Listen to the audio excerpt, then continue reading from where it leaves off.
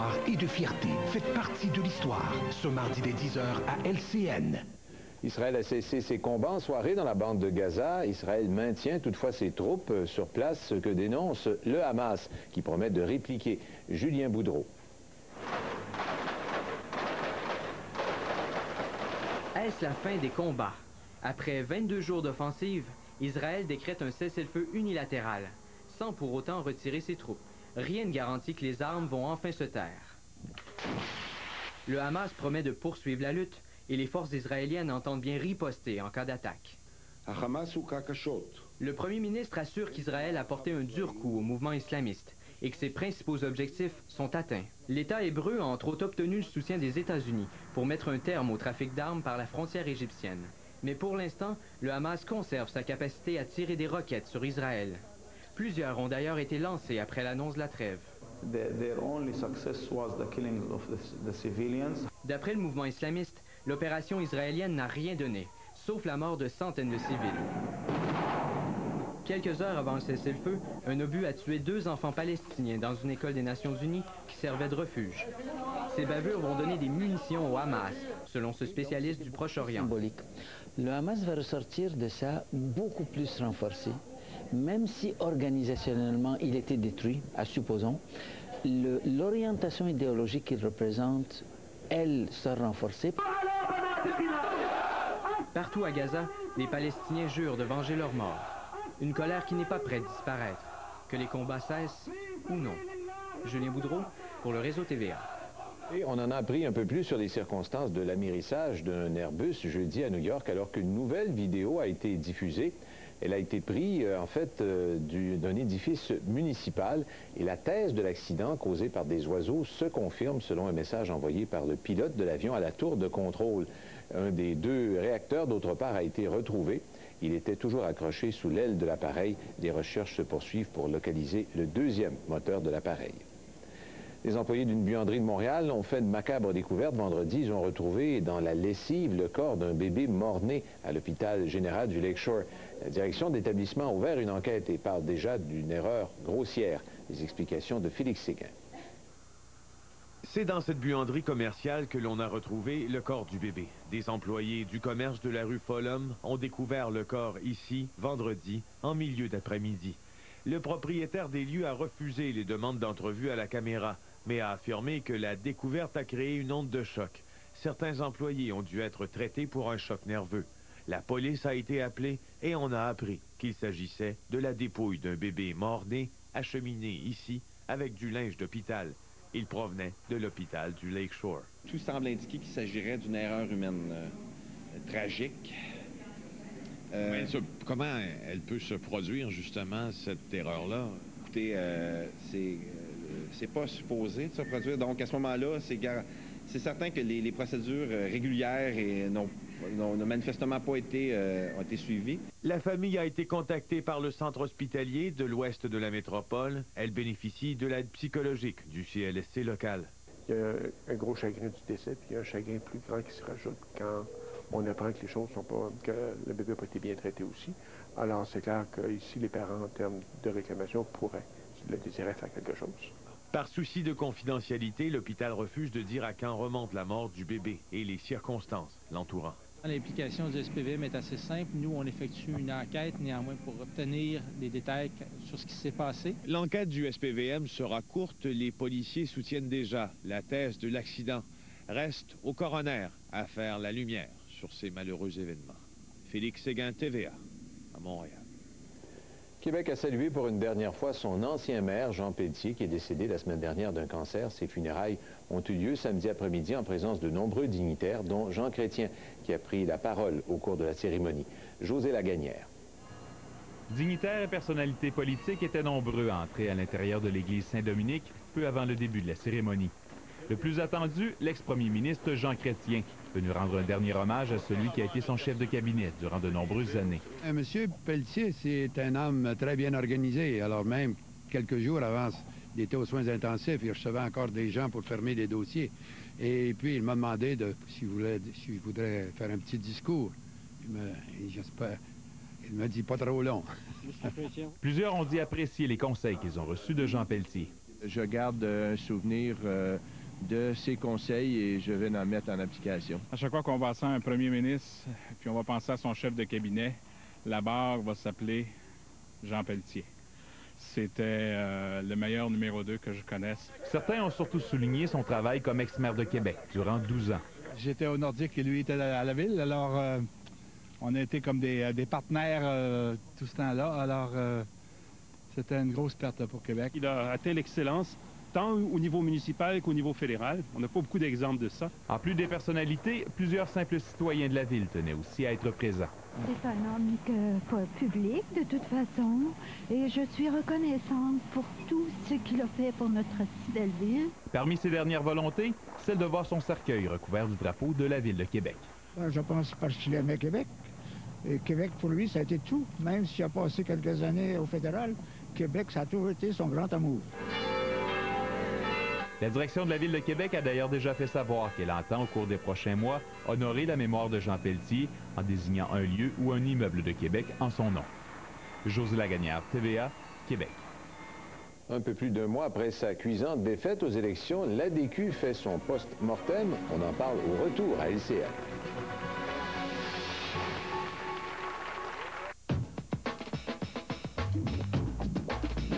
Énergie Cardio a été fondée en 1985. On a les mêmes principes de base, Énergie Cardio et moi, c'est-à-dire qu'on veut encourager le plaisir, l'agrément à l'entraînement, parce que c'est la seule façon qu'on va être motivé. Les gens...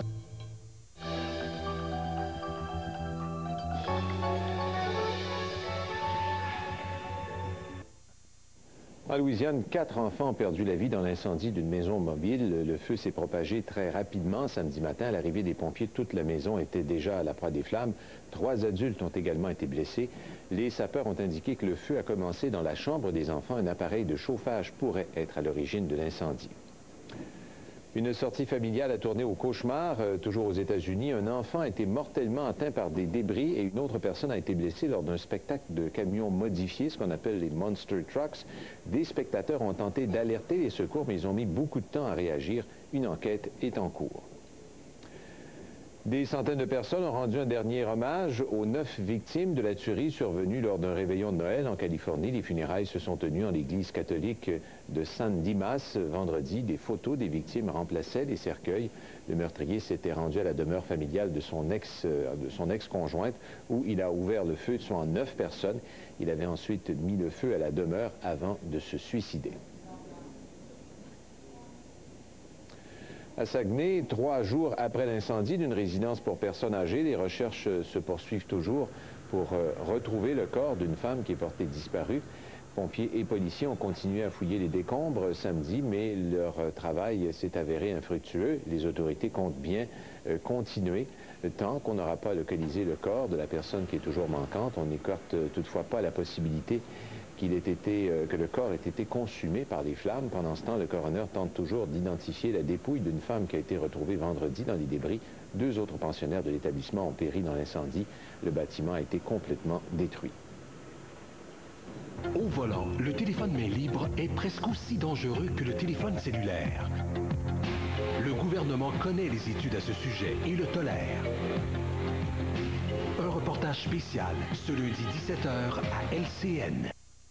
L'heure est au bilan pour les militants de l'ADQ après leur cuisante défaite des élections du 8 décembre dernier, mais ils doivent maintenant aussi se retrousser les manches pour trouver un remplaçant à Mario Dumont qui a tenu les rênes de cette formation politique pendant 15 ans. Robert Plouffe.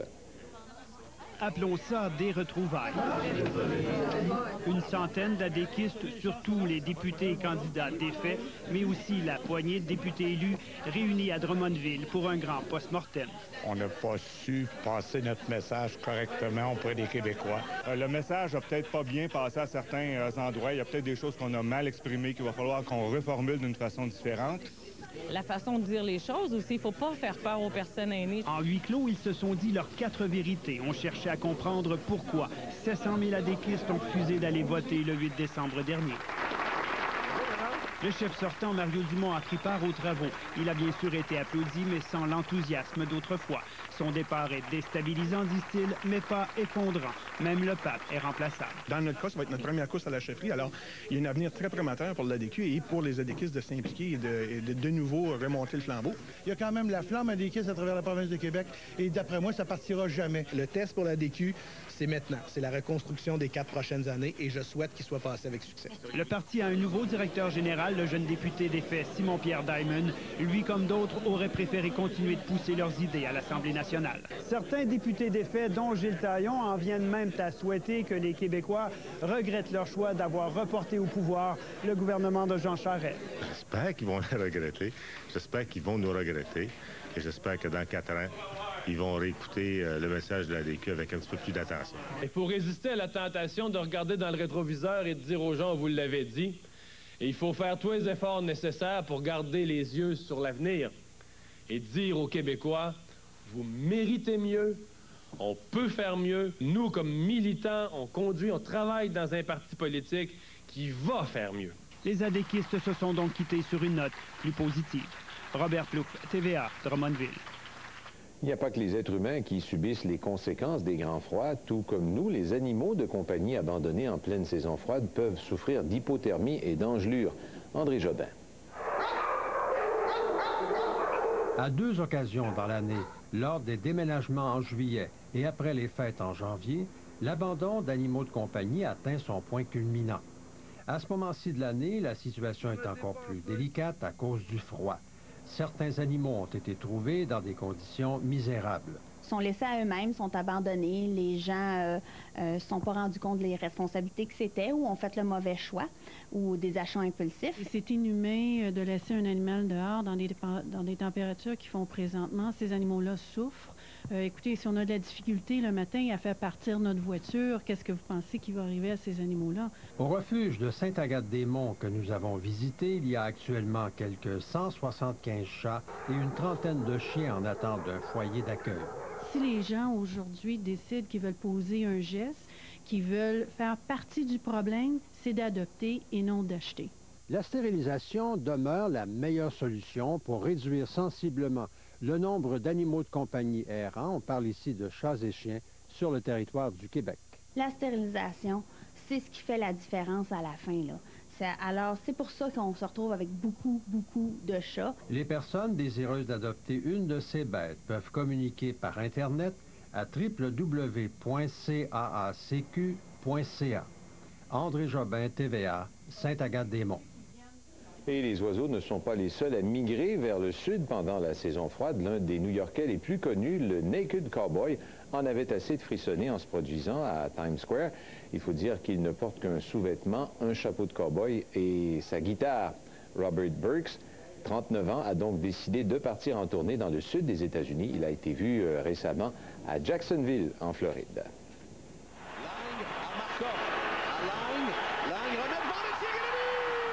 Victoire du Canadien sur les Sénateurs, mais ça n'a pas été facile. Le compte-rendu de Jean-Philippe Bertrand dans 2 minutes à LCN. Vous voulez rester au chaud quand vous sentez...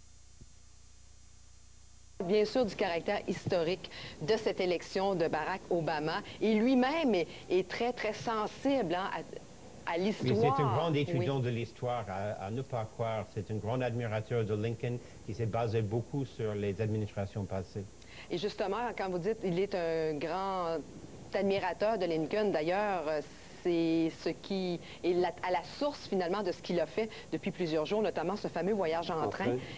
Oui, il s'est pris le voyage de Lincoln pour arriver à Washington lors de son propre administration et son assermentation. Et c'est aussi la campagne aux États-Unis, les anciennes présidentielles, où les candidats ont pris le train pour convaincre leurs citoyens de voter pour eux. Mais ça prenait beaucoup plus de temps à l'époque. En 1861, à l'époque de Lincoln, ça lui avait pris plusieurs jours à se rendre à Washington. Mais Lincoln a dû se rendre en secret parce qu'il craignait des pro-confédérations à Baltimore.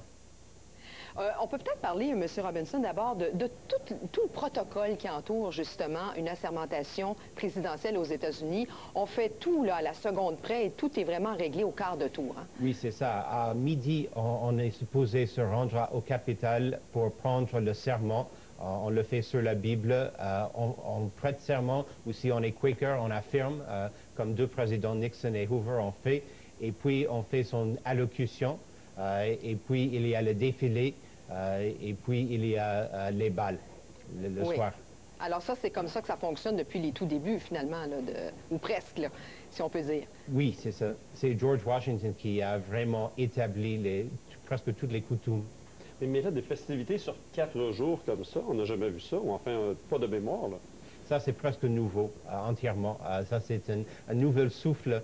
Peut-être que c'est la première fois qu'on a pris tellement de joie dans l'administration, dans une nouvelle présidente.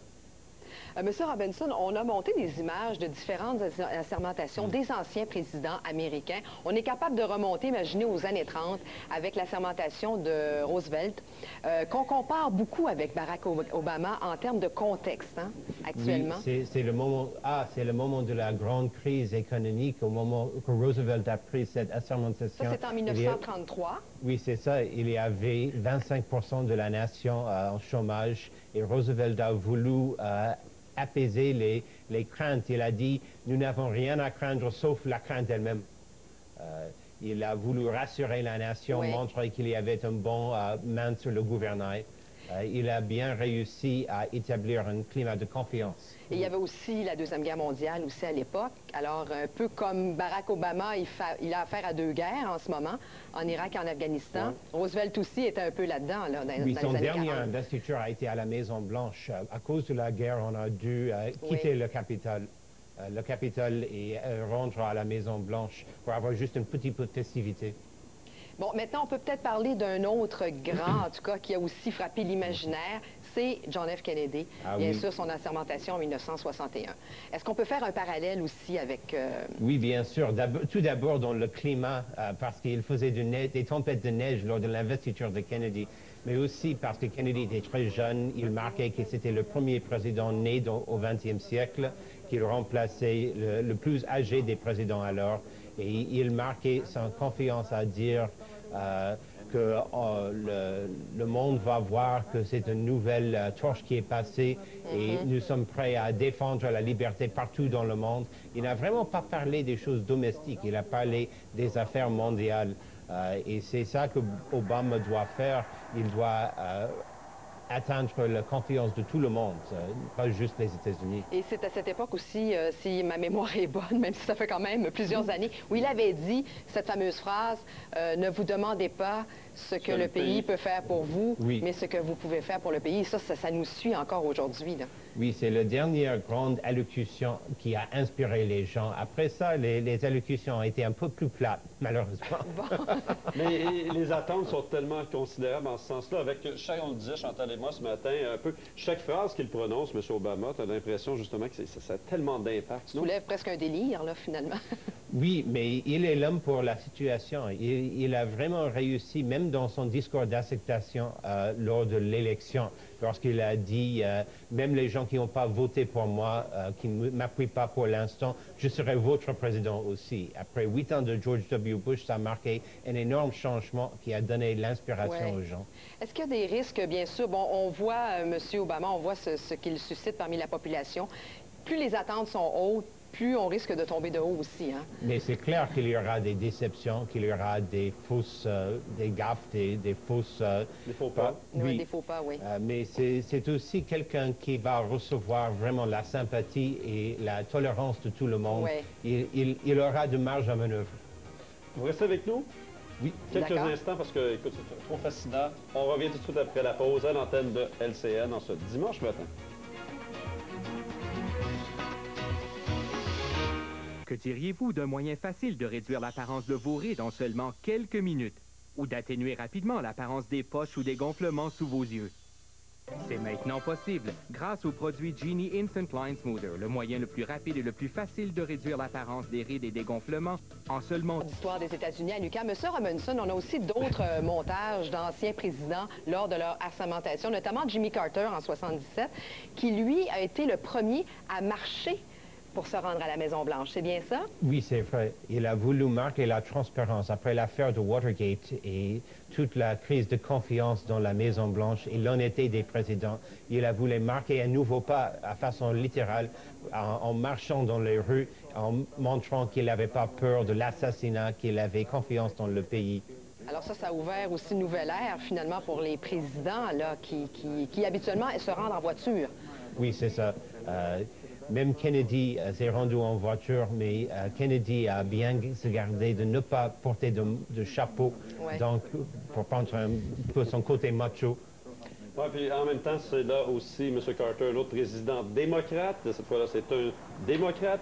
Et c'est aussi le premier président fils d'immigrants, M. Obama. Oui, c'est ça. Obama est non seulement le premier fils d'immigrant depuis 200 ans à être dans la Maison-Blanche, c'est le premier fils d'immigrants qui n'était pas anglo-saxon celte, qui est vraiment international, qui a vécu à l'extérieur des États-Unis, qui a eu des connaissances ailleurs et qui, durant la campagne, est même se rendu en Europe et ailleurs pour marquer vraiment le fait qu'il appartient au monde entier. Donc, finalement, on parle d'élections historiques, d'assermentation historique. Tout est historique là, quand on parle de Barack Obama. Vous êtes d'accord avec ça? Oui, il a vraiment dépassé juste l'ordre politique aux États-Unis qui est vraiment établi. C'est quelqu'un qui est perçu comme étant au-delà de la politique ordinaire, du chicane politique et des besoins politiques, des regroupements. Et Chantal, tantôt, vous faisiez allusion à la phrase célèbre de Kennedy. Puis lui aussi, il veut que ce soit interactif avec les jeunes. Je vais en faire beaucoup pour vous, mais vous allez en faire, et notamment les jeunes. Hein? Oui, c'est vraiment le fait, même lors de son élection, au lieu de porter la joie, il a dit de façon très sévère, nous aurons du boulot à faire, nous pouvons le faire, mais même les Américains qui n'ont pas voté pour moi, je serai votre président aussi. Parce que c'est ça, c'est qu'il tente de dire aux Américains, là, les défis s'en viennent. Il veut peut-être aussi les avertir, je ne suis pas un dieu, moi, je suis un simple être humain et je ne suis pas tout seul dans la galère aussi, hein? Oui, il peut donner le leadership, mais c'est vraiment pour nous de nous diriger vers le paradis. Voilà, vers le paradis. S'il existe sur Terre, bien sûr, ce paradis. En tout cas, mardi, tous les yeux de la planète seront tournés vers M. Obama. Merci beaucoup. Merci, M. Robinson. Merci et bonne assermentation. J'imagine que vous allez suivre ça, bien sûr, hein? À LCN. OK, merci. Merci beaucoup. POF Plus vous présente ce segment. Toutes les réactions d'ici et de Washington pour ce moment d'espoir et de fierté. Faites partie de l'histoire. Ce mardi dès 10h à LCN. Après Israël, c'est au tour du Hamas de décréter un cessez-le-feu dans la bande de Gaza. Le cessez-le-feu palestinien d'une durée d'1 semaine afin d'ouvrir les points de passage et de laisser entrer l'aide humanitaire.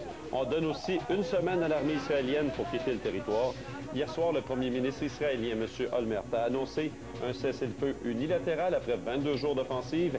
Malgré cela, les violences se sont poursuivies. Des affrontements opposés combattants palestiniens et soldats israéliens. Plus que 2 jours avant l'investiture de Barack Obama comme 44e président des États-Unis. Le président élu assistera cet après-midi à une cérémonie sur les marges du Memorial Lincoln, là où Martin Luther King avait tenu son mémorable discours « I have a dream ». Tout sera suivi d'un grand concert. Les préparatifs vont bon train aussi en vue de cette cérémonie d'investiture de mardi, dont les célébrations vont débuter à compter de 10 heures. À New York, les enquêteurs peuvent enfin commencer à travailler sur la carlingue de l'Airbus 320. Les équipes de secours sont effectivement parvenues à sortir l'appareil de l'eau une cinquantaine d'heures après l'amérissage d'urgence sur les eaux du fleuve Hudson. Les boîtes noires de l'Airbus ont été récupérées et envoyées à un laboratoire spécialisé de Washington. L'un des réacteurs a été retrouvé sous l'aile droite de l'avion. Les recherches se poursuivent aujourd'hui pour localiser le second. À Saguenay, les policiers ont complété les recherches dans les décombres d'une résidence pour personnes âgées incendiée jeudi matin. Il semble que le corps de la femme, toujours portée manquante, n'a pas été retrouvé. Il est important de préciser que l'enquête policière sur la recherche des causes de l'incendie se poursuit. Par ailleurs, on connaît l'identité de la femme trouvée vendredi dans les débris. Il s'agit de Lucienne Morin, 82 ans. Et rappelons que 2 autres pensionnaires dans l'établissement ont péri également dans cet incendie. Merci d'être avec nous à LCN en ce dimanche matin. Dans un instant, Chantal, on va parler de chaussures d'hiver avec notre test JE. On va avoir bien chaud dans ces grands froids. Aujourd'hui, c'est une journée de transition, par exemple, semble-t-il. Mais la tuque pas trop loin, Mélanie? Ou... Bien, c'est sûr qu'en plus, si on veut pas être trop décoiffé par la neige qui tombe, on va la prendre, la tuque. C'est encore froid, Régent, en plus, dans l'est du Québec. C'est comparable à ce qu'on a eu au cours des derniers jours et de la dernière semaine. Avec le vent ce matin, Bas-Saint-Laurent, c'est encore dans les moins 40. Saguenay-Lac-Saint-Jean aussi, 5 cm pour les Laurentides, Montréal, l'Outaouais, 5 cm pour l'Estrie, la Mauricie. Oui, journée de transition, parce que vous voyez, là, ça va grimper autour de moins 6 jusqu'à moins 11 degrés aujourd'hui. Un peu de poudrerie sur la Mauricie et Montréal. Alors, la Gaspésie, la Côte-Nord et le Bas-Saint-Laurent, on en parlait. C'est encore très froid avec le vent. Ça s'ennuage graduellement. La neige s'en vient pour la soirée ou la nuit. Pour Québec, 5 cm aujourd'hui avec de la poudrerie par moment. Obama, depuis le cimetière Arlington de Washington, là où reposent notamment les anciens présidents des États-Unis. Oui, et il a déposé un peu plus tôt ce matin, ça s'est fait au cours des dernières minutes, une couronne de fleurs sur la tombe des soldats inconnus. C'est un des sites les plus populaires de ce cimetière d'Arlington en Virginie qui abrite les soldats inconnus américains de la Première et de la Deuxième Guerre mondiale, également de la guerre de Corée et de la guerre du Vietnam. Donc, cérémonie commémorative là, ce matin au cimetière d'Arlington avec le président élu Barack Obama. Ouais, on a un geste symbolique. Il y en aura plusieurs, évidemment, d'ici mardi midi. Pour le moment, on va revenir chez nous, y retrouver Mélanie. Une journée, Mélanie, en tout cas, moi, évidemment, que nous souhaitons que ça s'améliore. Est-ce que ce sera le cas? Est-ce que si je vous dis moins 12 degrés sur Montréal actuellement, vous... C'est très doux, c'est doux. Ça fait longtemps qu'on a... Ça a changé depuis notre arrivée. C'est un petit bout de temps qu'on n'a pas entendu ça. Hein? On les gagne un par un, les degrés. Montréal, on devrait se situer autour de moins 9 comme maximum aujourd'hui, mais dans l'est du Québec et entre autres au Saguenay-Lac-Saint-Jean aussi, c'est tout à fait le contraire. C'est encore très froid ce matin. On a moins 35 du côté de Roberval au moment où on se parle. On est dans les moins 25 là, dans l'est du Québec. Québec, c'est moins 17. Il y a encore un facteur de refroidissement éolien très important dans les moins 40 jusque-là pour ce qui est de l'est du Québec et aussi pour le Saguenay-Lac-Saint-Jean. Mais vous voyez quand même sur le sud-ouest et le centre aujourd'hui, bon, quelques flocons. On parle de 2 à 5 cm pour l'ensemble des secteurs. Et puis, bon, ça se réchauffe, mais il y a quand même encore du vent. On parle de poudrerie pour la Mauricie et pour Montréal. Dans l'est du Québec, oui, du vent, mais de la neige qui s'en vient. C'est encore ensoleillé. L'enneigement se complète pour la journée. Même chose pour les îles de la Madeleine, où on a à venir au cours de la nuit 10 à 15 cm de neige pour l'ensemble de ce secteur. Puis demain, un peu plus même pour la Gaspésie, un 5 à 10 supplémentaires. Sur le nord du Québec, c'est beau, mais c'est froid dans les moins 40 jusqu'à moins 43 sur la baie James avec le vent. Saguenay-Lac-Saint-Jean, toujours sous avertissement de refroidissement éolien. On va ressentir jusqu'à moins 40, mais je vous le disais, Roberval ce matin, moins 35. Encore, habillez-vous très chaudement si vous avez à sortir. Du côté de l'Abitibi, c'est plus doux. On va atteindre moins 12. La petite neige qui est commencée, on parle de 2 cm environ. Alors, cette petite neige-là, demain, elle sera encore présente sur le sud-ouest et le centre du Québec, mais en quantité plus petite. Là. On parle de faible neige. Retour du soleil pour mardi, alternant soleil-nuage, autant pour Québec que pour Montréal. Les températures, quand même, là, vous voyez, autour de moins 9, moins 10 degrés, peut-être moins 8 pour mercredi. Le kilomètre qui avait commencé à Philadelphie a donné le coup d'envoi à ses festivités. En compagnie de sa famille, Barack Obama a refait le même périple qu'Abraham Lincoln avant son investiture en 1861. L'historien Greg Robinson trace ici un parallèle entre Barack Obama et 2 de ses prédécesseurs comme Franklin Delano Roosevelt.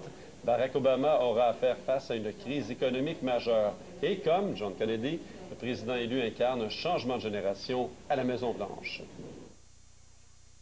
Au moment que Roosevelt a pris cette assermentation, il y avait 25% de la nation en chômage et Roosevelt a voulu apaiser les craintes. Il a dit « Nous n'avons rien à craindre sauf la crainte elle-même ». Il a voulu rassurer la nation, montrer qu'il y avait un bon main sur le gouvernail. Il a bien réussi à établir un climat de confiance. I, John Fitzgerald Kennedy, Kennedy était très jeune. Il marquait que c'était le premier président né au 20e siècle, qu'il remplaçait le plus âgé des présidents alors. Et il marquait sa confiance à dire que le monde va voir que c'est une nouvelle torche qui est passée et nous sommes prêts à défendre la liberté partout dans le monde. Il n'a vraiment pas parlé des choses domestiques, il a parlé des affaires mondiales. Et c'est ça que Obama doit faire. Il doit atteindre la confiance de tout le monde, pas juste les États-Unis. Maintenant, après Israël, au tour du Hamas, finalement, de décréter ce cessez-le-feu dans la bande de Gaza. Et le cessez-le-feu palestinien donne une semaine à l'armée israélienne pour quitter le territoire. Rappelons qu'hier soir, le premier ministre israélien Ehud Olmert a annoncé un cessez-le-feu unilatéral après 22 jours d'offensive. Mais malgré cela, les violences se sont poursuivies. Des affrontements ont opposé combattants palestiniens et soldats israéliens. Également, des roquettes palestiniennes ont été tirées sur le sud de l'État hébreu, entraînant une riposte de l'aviation israélienne. Et pendant ce temps, une centaine de cadavres ont été retrouvés dans des décombres, la plupart dans le nord de la bande de Gaza. Et notre correspondant en Israël, Nicolas Rosenbaum, explique pourquoi la trêve est si fragile. Le Hamas se joint au cessez-le-feu et il demande le retrait des troupes israéliennes à partir d'une semaine. De son côté, le Hamas donc arrête les tirs de manière immédiate. Ce qui est intéressant, c'est que d'autres organisations islamistes telles que le djihad islamiste se joignent également à ce cessez-le-feu. Donc on peut dire que la trêve qui avait été décrétée de manière unilatérale hier soir par Israël commence à prendre forme. Le Premier ministre Ehud Olmert, au début du Conseil des ministres tout à l'heure à Jérusalem, a souligné le fait que la trêve était fragile et qu'elle devait être constamment réévaluée. Et il a surtout souligné qu'Israël n'hésitera pas à riposter à la moindre agression. Maintenant, regardez bien les prochaines images parce qu'à New York, les équipes de secours sont parvenues à sortir de l'eau cette fameuse carlingue de l'Airbus 320 une cinquantaine d'heures après l'amérissage d'urgence de l'appareil sur les eaux du fleuve Hudson. Oui, on pensait que ça allait prendre encore plus de temps, mais l'appareil, on a réussi à le hisser à l'aide de grues géantes sur une barge. Les boîtes noires ont été récupérées, on les a envoyées à un laboratoire de Washington. Un des réacteurs a aussi été retrouvé sous l'aile droite de l'avion et non pas au fond du fleuve comme on le craignait, mais on poursuit les recherches pour localiser l'autre moteur. Par ailleurs, selon les déclarations du pilote à la tour de contrôle, l'accident a été provoqué par la collision de l'appareil avec une volée de grands oiseaux à 900 mètres d'altitude et il semble que ça fait quand même pas mal de dégâts. Maintenant, il y a un individu qui devrait comparaître demain pour être accusé du meurtre de Sauveur Lessard, survenu vendredi soir à Thetford Mines. L'individu possède un lourd passé criminel. On va en parler avec Julie. Julie? Marco Caron, 25 ans, était déjà connu des policiers. Il avait déjà écopé d'une peine de prison liée aux stupéfiants. Alors cette fois, il devra comparaître sous des accusations de meurtre. Possiblement, ça va se faire demain. Je vous explique un peu comment tout ça est survenu. Donc, meurtre vendredi soir dans le secteur de Thetford Mines. Une histoire qui est probablement reliée à une dette de drogue parce que la victime, un homme de 39 ans, Sauveur Lessard, était un trafiquant de drogue bien connu de la région. La victime s'est présentée donc chez Marco Caron vers 22 heures. Les deux personnes se connaissaient. Caron serait sorti de chez lui avec une arme de chasse, aurait fait feu à plusieurs reprises sur la victime qui est décédée sur le coup. Le suspect a ensuite pris la fuite, mais ça n'a pas été bien long avant que les policiers le retrouvent parce que ça s'est passé tout juste devant chez lui. Alors finalement, il a été arrêté et il devra comparaître donc possiblement demain sous des accusations de meurtre. Maintenant, dans un tout autre registre, je vous parle d'une collision frontale qui a malheureusement fait un mort. Ça s'est passé à Gatineau hier soir sur l'autoroute 50. C'est un véhicule dans lequel se trouvaient 4 personnes qui a dévié de sa voie, s'est retrouvé en sens inverse pour aller percuter violemment un autre véhicule. Et c'est une passagère qui était âgée de 53 ans du véhicule fautif qui a perdu la vie. Les 3 autres passagers, de même que le conducteur de l'autre véhicule, ont été blessés, mais on parle que de blessures mineures. Et pour l'instant, on ignore la cause de cet accident. Autre accident, cette fois dans la région de Montréal, avec des conséquences heureusement beaucoup moins graves. Ça s'est passé sur l'échangeur Turcot aux aurores ce matin, 4 heures. Donc, un petit carambolage qui implique 4 véhicules. Je vous dis que ça aurait pu avoir des conséquences beaucoup plus graves parce que, bon, c'est vrai qu'il y a eu 5 blessés, mais on ne craint pas pour la vie de ces gens-là, heureusement. Et pour ce qui est de la cause de l'accident, c'est probablement relié à la vitesse. Pas une vitesse excessive, mais certainement trop élevé pour les conditions routières. Et puisque je vous parle de conditions routières, et Jean et Chantal, là, simplement vous dire que c'est assez glissant un petit peu partout sur les routes au Québec, à Montréal, région des Laurentides, Québec également.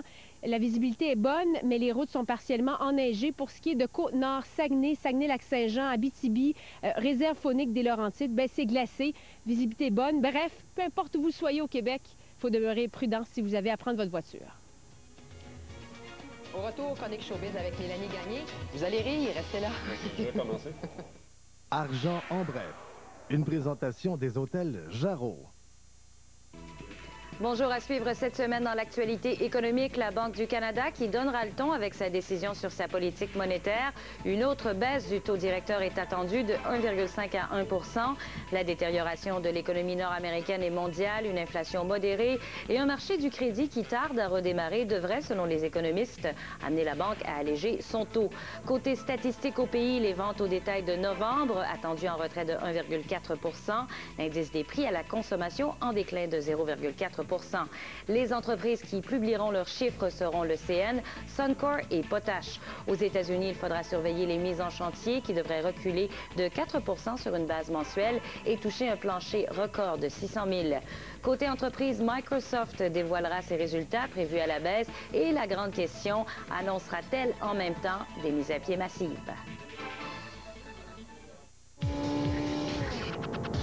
GroupeBocage.com, le plus imposant portail automobile du Québec. Membre du club sélect des 50 entreprises les mieux gérées au Canada. Le Groupe Bocage, c'est 15 concessionnaires, 8000 véhicules. un pouvoir d'achat décuplé.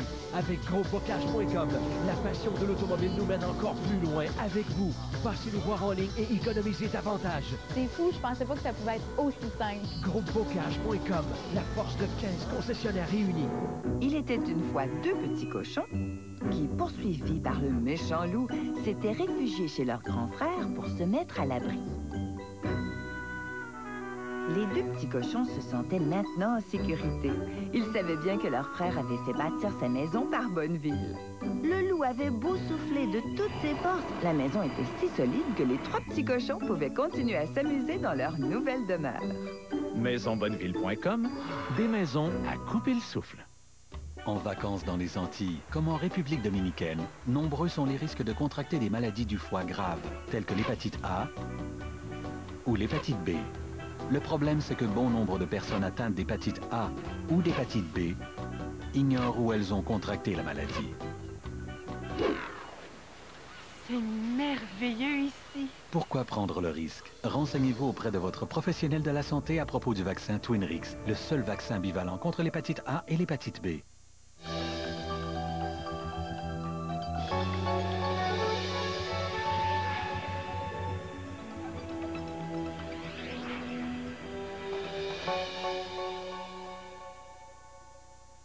Ce mardi, faites partie de l'histoire. Suivez avec Pierre Bruno tous les événements entourant l'investiture de Barack Obama. Toutes les réactions d'ici et de Washington pour ce moment d'espoir et de fierté. Faites partie de l'histoire. Ce mardi dès 10h à LCN. Val-Saint-Côme, dans l'Anaudière. Choix de... Comme John F. Kennedy, le président élu incarne un changement de génération à la Maison-Blanche. Au moment que Roosevelt a pris cette assermentation, il y avait 25% de la nation en chômage et Roosevelt a voulu apaiser les craintes. Il a dit, nous n'avons rien à craindre sauf la crainte elle-même. Il a voulu rassurer la nation, montrer qu'il y avait un bon main sur le gouvernail. Il a bien réussi à établir un climat de confiance. I, John Fitzgerald Kennedy, do solemnly swear that you will faithfully... Kennedy était très jeune. Il marquait que c'était le premier président né au XXe siècle, qu'il remplaçait le plus âgé des présidents alors. Et il marquait sa confiance à dire que le monde va voir que c'est une nouvelle torche qui est passée et nous sommes prêts à défendre la liberté partout dans le monde. Il n'a vraiment pas parlé des choses domestiques, il a parlé des affaires mondiales. Et c'est ça que Obama doit faire. Il doit atteindre la confiance de tout le monde, pas juste les États-Unis. Alors, je vous rappelle qu'on va suivre, bien sûr, cette assermentation mardi à l'antenne de LCN, émission spéciale à ne pas manquer à compter de 10 heures. À ne pas manquer non plus la météo. Mélanie? Il y a des déprimants, d'ailleurs. Oui, il neige encore à l'extérieur. Hein? Là, on a moins 11 degrés sur Montréal. On s'en va vers moins 9. Vous trouvez moyen de vous plaindre parce que c'est gris alors qu'on était dans les... C'est Régent, c'est Régent. Ouais. Et bon, quand on pense qu'on a moins 32 encore du côté de Roberval ce matin, Saint-Lac-Saint-Jean, c'est très, très froid. Alors, le petit moins 11, on va le prendre. On a même moins 9 en Estrie. Ça se réchauffe, ça s'améliore sur le sud-ouest et le centre. Évidemment, il y a un couvert nuageux puis il y a de la neige. On parle de 2 à 4 cm pour les Laurentides, Montréal, l'Outaouais, 5 cm la Mauricie et l'Estrie. Un peu de poudrerie aussi par endroits. Soyez très prudents sur les routes. Il y en aura aussi au cours de la nuit prochaine à venir, peut-être 2 à 4 cm supplémentaires. Demain, on sera toujours sous une petite faible neige. Alors, dans le pire des cas, sud-ouest et centre du Québec, peut-être 10 cm, mais on ne devrait pas se rendre là. Pour ce qui est de l'Est du Québec, par exemple, oui, on va devoir... Hier soir, le premier ministre israélien Ehud Olmert a annoncé un cessez-le-feu unilatéral après 22 jours d'offensive. Malgré ça, les... 2 janvier, les organisateurs promettent de l'animation, de la musique et des feux d'artifice. La bonne nouvelle LCN vous a été... Qui se considère privilégié d'être là, Christine. Oui, c'est un privilège et vraiment, c'est particulièrement difficile de prendre part à cette grande fête parce que c'est assez compliqué au niveau de la sécurité et on se demande en fait combien de personnes vont se présenter parce que les estimés varient entre 1 et 5 millions de personnes. Alors vous imaginez, et c'est le maire de Washington, D.C. qui le dit lui-même, on est dans l'inconnu, donc c'est difficile de prévoir... parce que la population pourrait varier de 1 à 5 fois. Donc, c'est un défi particulièrement relevé là, pour l'administration ici. Mais ils y travaillent depuis longtemps. Oui, et Christine, il faut dire qu'il y aura bien sûr l'assermentation, mais aussi ce qu'on peut dire la parade ou le défilé par la suite qui va mener à la Maison-Blanche. Il y aura du monde partout, là. Ah oui, effectivement. Et ça commence en fait aujourd'hui avec ce grand spectacle et tout un chacun y est allé de sa propre fête. Barack Obama va être en retrait, je dirais, aujourd'hui et demain. Bon, aujourd'hui, il aura déposé une gerbe de fleurs là, sur la tombe du soldat inconnu, mais sinon, c'est davantage mardi qui va être sa journée parce que là, il y aura l'assermentation suivie d'un 3 jours après l'amérissage d'urgence sur le fleuve Hudson, la carlingue est finalement sortie de l'eau. Les libéraux discutent stratégie à l'approche du dépôt du budget. Renverseront-ils le gouvernement? Et s'il ne peut pas, s'il ne veut pas, nous sommes prêts à faire le travail nous-mêmes. Et à la météo, des flocons pour plusieurs secteurs de la province.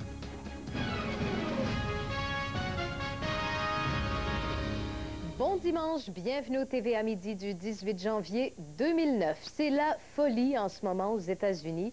À 2 jours de l'assermentation du premier président noir, les Américains se préparent encore une fois à vivre un événement historique. De nombreuses cérémonies ont lieu aujourd'hui, dont un méga concert réunissant plusieurs vedettes. Mais d'abord, Félix Séguin, parlons de ce qui s'est passé ce matin. Barack Obama et Joe Biden se sont rendus en Virginie visiter un cimetière très significatif. Voilà le cimetière d'Arlington où ceux qui ont péri lors des guerres et des grandes guerres précédentes ont été enterrés. Alors voici ce qui s'est passé. C'était la première cérémonie là, de 2 à laquelle a assisté Barack Obama, et Joe Biden. Ça s'est fait donc en matinée dans ce cimetière qui est très, très, très symbolique. Et évidemment, un peu plus tard dans la journée, Barack Obama est attendu à ce méga spectacle qui sera justement donné en son honneur pour célébrer cette future présidence. Justement, parlez-nous de ce grand concert qui aura lieu cet après-midi. Il y aura une brochette d'artistes assez impressionnante. C'est très impressionnant, effectivement, de par le nombre d'artistes qui seront, de par l'endroit, la symbolique de l'endroit aussi. Ça se passera devant le Lincoln Memorial. Ceux qui connaissent Washington savent que c'est un monument qui est très, très important. Alors, vous voyez les préparatifs de ce spectacle, justement, auquel vont participer Beyoncé, Bono, leader du groupe U2, Bruce Springsteen, évidemment, celui qui chante l'Amérique depuis plus de 30 ans maintenant. Stevie Wonder, Garth Brooks, Sheryl Crow. C'est un spectacle d'ampleur. On vous a dit Barack Obama y assistera, on ne sait pas encore quand, qui a pour nom We Are One. Vous allez entendre même le président désigné parler un peu de ce spectacle et puis de la raison pour laquelle c'est là. But this inauguration isn't about me. It's about all of us. At this defining moment in our history, it serves as our opportunity to come together in common purpose, united in our resolve to renew the promise of this nation and meet the challenges of our time. Tout ce qui entoure ces cérémonies d'assermentation, Véronique, coûte extrêmement cher. 150 millions de dollars, sécurité imposante, 12 500 soldats, des policiers qui viennent de 57 postes et offices de police aux États-Unis. Très impressionnant, alors sous haute sécurité. Et il n'y a pas qu'aux États-Unis où on sent cet engouement particulier. Chez nous aussi. Félix, je vous retrouve dans un moment à ce sujet. Très bien. Mais pour tout de suite, allons retrouver sur place Christine Fréchette, spécialiste de la politique américaine. Christine Fréchette, bonjour. Bonjour. Vous êtes une témoin privilégiée de ce qui va se passer. Décrivez-nous l'ambiance sur le terrain. Alors, l'ambiance est particulièrement fébrile. On sent que, d'une part, la ville est prête. Il y a des banderoles partout. Tout nous rappelle Barack Obama. Chaque marche nous invite à la fête. Et je vous dirais que les Américains, les gens ici sont particulièrement souriants. Ils ont le sourire accroché au visage. Je suis vue plusieurs fois à Washington déjà et c'est la première fois que je vois ça. On les sent vraiment portés par une fierté, par une conviction que Barack Obama, à titre de président, générera des changements positifs dans leur vie. Ça a été un des grands accomplissements de Barack Obama tout au long de sa campagne. On les sent prêtes à la fête et j'ai l'impression que le concert de cet après-midi va avoir l'effet d'un bouchon qu'on fait sauter d'une bouteille de champagne. Les bulles vont sortir et là, vraiment, on va exprimer toute la joie que génère l'arrivée de ce nouveau président. Félix Séguin nous parlait de la sécurité qui est impressionnante. La sentez-vous, cette sécurité extrême, ou si les policiers se font quand même discrets? On la voit, elle est omniprésente, mais je vous dirais que je ne l'ai pas encore subie.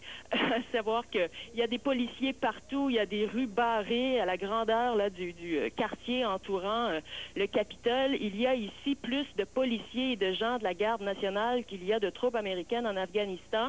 Donc vraiment, il y a un système de sécurité à grand déploiement, des détecteurs de métal aussi que l'on retrouve un peu partout. Mais comme je vous disais, je ne l'ai pas encore subi. À savoir que pour l'instant, j'ai pas eu à faire de longues files ou que ce soit pour accéder à un site, mais c'est vraiment après-midi que la foule va commencer à se déployer en des lieux circonscrits. On attend cet après-midi là 1,5 million de personnes au concert. Pour ce qui est du discours d'inauguration mardi, on évalue entre 2 et 4 millions de personnes là, qui seront à Washington. Donc le système de sécurité est prêt, mais en même temps, comme on ne connaît pas exactement le nombre de personnes qui seront présentes, c'est tout un défi là, que de répondre aux besoins. Mais je pense qu'on a prévu tous les scénarios envisageables et donc on est prêt. Ça se sent, on sent qu'il y a quelque chose qui est en train de se produire. Et là, puisqu'on est à 48 heures de l'assermentation, on pose la question aux gens qui sont ici. Vous allez suivre ces cérémonies d'assermentation? Oui, bien sûr que Pourquoi vous les suivez? Bon, écoutez, moi, là, je n'avais jamais pensé pouvoir vivre un tel événement dans mon existence. Alors, ça arrive, là, et puis on est content, et puis je me sens fier. C'est un symbole, donc un symbole de fierté qui est rattaché, justement, à cette présidence, à Barack Obama. Puis on va demander aussi à monsieur qui va suivre aussi les événements, qu'est-ce que ça signifie pour vous? Obama incarne les changements. En Obama, on a vu dans Obama, il y a beaucoup de choses. Premièrement, je vis c'est un gars très discipliné, c'est une personne très disciplinée. Avec la discipline, on peut faire tout. La deuxième chose, on ne pense pas qu'un Noir devient président des États-Unis en cet ainsi. Mais avec l'éducation de la personne, la formation de la personne, tout est possible. Merci beaucoup, monsieur. Alors, si les gens sont unanimes à dire ici, c'est que, premièrement, ils vont regarder les cérémonies d'assermentation, spectacle de cet après-midi, et que, deuxièmement, Barack Obama est quelqu'un qui est très qualifié, et ça leur fait plaisir et leur insuffle l'espoir. Merci beaucoup, Félix. Au revoir.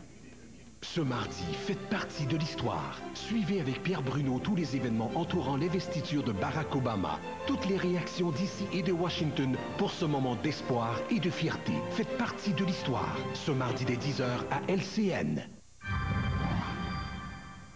À la météo, Sylvie, c'est de la neige pour la plupart des régions de la province. Effectivement, c'est de la neige qu'on attend sur la plupart des régions de la province et ces flocons sont accompagnés, bien sûr, de températures un peu plus clémentes que ce qu'on a connu au cours des derniers jours. Je vous donne les détails un peu plus tard dans ce bulletin. Merci. Merci Sylvie, à tout à l'heure. Retournons aux États-Unis, à New York. Cette fois, les équipes de secours sont finalement parvenues hier soir à sortir de l'eau la carlingue, l'Airbus 320, qui a fait un amérissage d'urgence jeudi sur les eaux du fleuve Hudson. Julie Marcoux, les opérations ont été longues, mais elles ont porté fruit. Oui, absolument. Ça a été beaucoup plus long que prévu, tout simplement parce qu'il fait froid. Il y avait des plaques de glace qui avaient entouré l'appareil, ce qui rendait la récupération beaucoup plus difficile. Et c'est finalement en soirée qu'on a pu récupérer ce Airbus 320 des eaux du fleuve Hudson à l'aide de grues géantes qui étaient placées sur une barge. Vraiment impressionnant de voir ces images qui ont fait évidemment le tour du monde. On a récupéré également les boîtes noires et les plongeurs sont toujours à la recherche du deuxième réacteur. Et Julie, on en sait un peu plus sur les circonstances de cet amérissage d'urgence. Oui, absolument. Quelques minutes après le décollage, le pilote a indiqué à la tour de contrôle que ces réacteurs avaient heurté plusieurs oiseaux, ce qui a eu un impact vraiment destructeur sur les moteurs. Alors, la tour de contrôle a dit au pilote, est-ce que vous voulez atterrir à l'aéroport new-yorkais de LaGuardia? Le pilote a tout simplement répondu, non, nous sommes à très basse altitude, nous n'avons pas le temps, alors nous allons amérir directement dans le fleuve Hudson, ce qu'il a fait. Il a fallu qu'il réagisse très rapidement parce qu'il y a seulement 9 minutes qui se sont écoulées, en fait 5 minutes qui se sont écoulées entre le décollage et l'amérissage d'urgence. Évidemment, il s'agit d'un pilote d'expérience. Il est âgé de 57 ans, un ancien pilote de chasse qui a été félicité par le président Bush et son successeur Barack Obama. Il sera d'ailleurs honoré par le Sénat américain très bientôt. Reste à savoir quand il va s'adresser à la presse. Une chose est sûre, c'est que c'est une conférence de presse qui sera certainement suivie par tout le monde, toute la planète. Ce sont des images qui ont été vues par la planète entière. Vraiment impressionnant de voir ça. On parle encore de miracle. Merci beaucoup, Julie. Au revoir. Au revoir. Après Israël hier soir, le Hamas vient à son tour de décréter un cessez-le-feu dans la bande de Gaza. Pour faire le point, je joins Nicolas Rosenbaum, correspondant à Jérusalem. Nicolas, est-ce que ce cessez-le-feu va tenir? Bien, écoutez, en ce début de soirée, ici, dans la région, on peut dire que les choses commencent à se calmer, car pendant la journée, il y a eu encore un certain nombre d'incidents, des tirs de roquettes sur Israël et puis aussi les ripostes israéliennes. Mais comme l'a dit le Premier ministre israélien, ce cessez-le-feu est très fragile. Et les éléments nouveaux ce soir, c'est que d'une part, le Hamas se joint lui aussi à un cessez-le-feu. Il demande le départ des troupes israéliennes d'ici à la fin de la semaine. Et puis l'autre information, c'est que les soldats israéliens commencent à quitter effectivement la bande de Gaza. Le porte-parole de l'armée israélienne a indiqué qu'il y avait une réduction du nombre de troupes qui se trouvaient dans ce territoire depuis le début de la matinée. Pour les habitants de Gaza, j'imagine que c'est la désolation. On constate les rues en ruine et aussi des cadavres. Oui, les habitants de Gaza qui étaient réfugiés chez eux pour la plupart pendant toute cette période de 22 jours de l'offensive israélienne commencent à sortir. De nouveaux cadavres ont été découverts. Dans une maison, on a découvert sous les décombres 35 morts. En fait, les bilans ne sont pas encore tout à fait établis, mais il y a au moins 1300 morts et quelques 6000 blessés du côté palestinien à Gaza. Il faudra voir ce qui va ressortir du sommet en Égypte, présidé par Hosni Moubarak et Nicolas Sarkozy. Merci beaucoup, Nicolas Rosenbaum. À bientôt, Véronique. Au revoir. Ici Raymond Filliot à Ottawa. Les libéraux de Michael Ignatieff sont de retour au Parlement fédéral. Aujourd'hui, ils discutent stratégie en prévision du dépôt du budget fédéral. Je vous en parle tout de suite après la pause. Le sous-titrage de cette émission est une présentation des comptables agréés. Les CA.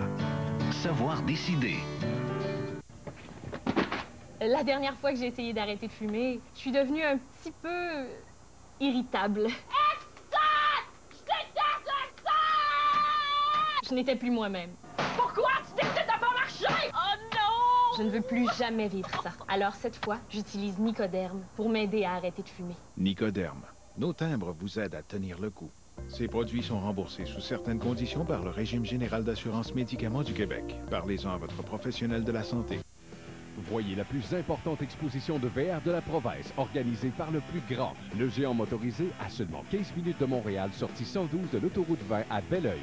À l'intérieur, bien au chaud, visitez plus de 50 unités neuves et usagées.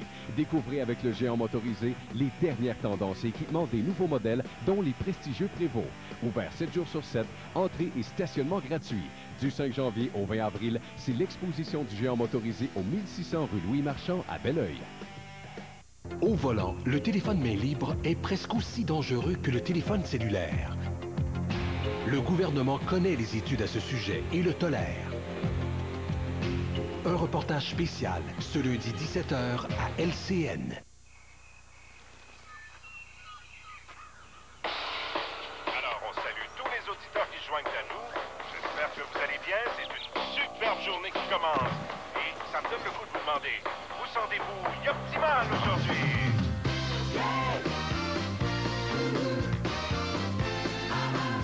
Voici un yogourt probiotique au goût savoureux. Voici Optimal de Yoplait, contenant 2 cultures actives probiotiques. Vous en rêviez. De cette maison saine, confortable, bâtie exactement selon vos goûts. Et grâce aux 3 concepts d'acquisition La Prise, vous avez pu économiser. La Prise vous a accompagné tout au long du projet, vous assurant d'une qualité contrôlée en usine et sur le chantier. La maison de vos rêves, c'est bien davantage. C'est une maison La Prise.